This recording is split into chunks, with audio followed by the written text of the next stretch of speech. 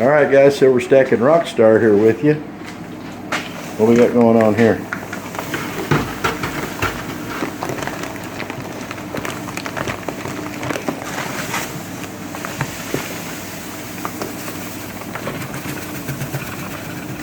There's one.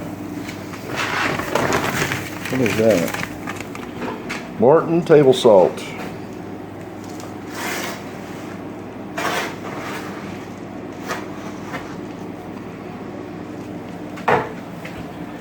Alright, so we got these containers. Where'd you get them at? Yeah, Sam's Club. Sam's Club. You ordered them through Sam's Club. They say they're 60 pounds. They hold 60 pounds. And what we're doing is we're getting some of our supplies that we had sitting in here in what we're calling our, I don't know what I call it the pantry now pretty much, but it's actually our spare bedroom too. And we have beans in this one.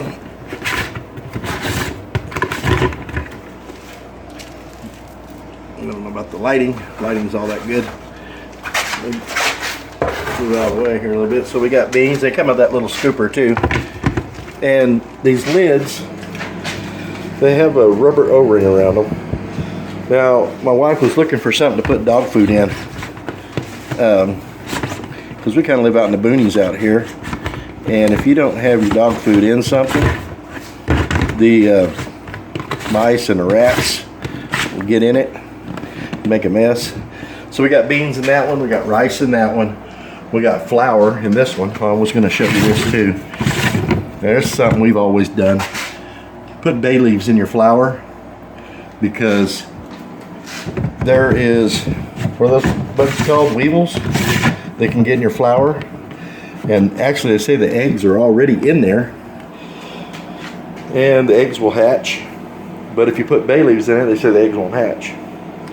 So anyway, that's table salt. So we're going to have beans, rice, flour, table salt, sugar, which we don't have any big bags of sugar yet. We got a partial bag over there, but so we're going to get sugar. And then, I don't know. She didn't know how many to get, so she just got 5 of them.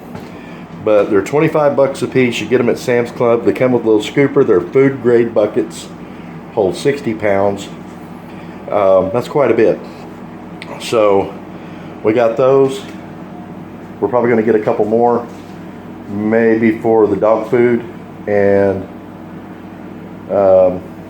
what else was we talking about putting in there? I don't know. Okay, turn the video camera on, mine goes blank. Anyway, then we got these shelves. Now I bought that one shelf right there a long time ago, and I paid over $100 for that shelf. It was like 120, 130 bucks at Sam's Club.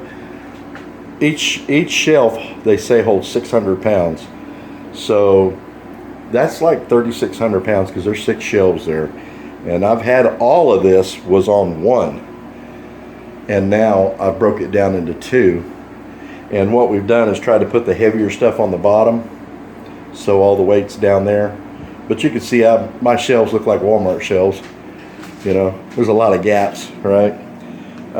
We did have honey there, but we put the honey up here now. So, because we got to thinking, you know, the grandkids might knock it off there, and it's all in glass jars, might break it. So then we try to do so that was a bunch of cans of peaches down there, and then we had some vegetables there. This was going to be our meat shelf. You can see we have tuna, a lot of Spam, a lot of Vienna sausage, some chicken breast in the cans. Run a little low on oysters, which I like oysters, but not very often. And then we got potted meat. And I love all this stuff, guys. I know it's like probably not good for you, the Spam, the Vienna sausages, the chicken breast, but I tell you what, you can take some of this potted meat and you can add a little mayonnaise with this and put it on a piece of bread, and I'll tell you what, I like it. Now my neighbor, he'll take it and he'll put a tomato on there, and he'll put a whole can of that on 2 pieces of bread. We call that a Garmin sandwich. and it's delicious. It's messy, like you might have it all the way down to your elbows before you're done. Now some of this stuff we didn't buy. Some of this stuff come from a food bank here in town that gives away food, and my mom and my brothers and some of them go down there and get some stuff, and they get some generic stuff like generic mac and cheese, you know, or generic vanilla wafers, and they don't like them. And I can't say if I like them or not myself because I haven't tried them. But one thing I do know is I can stop. Oh, here's some other stuff. Peas, you know, split peas, green peas, beans, northern beans.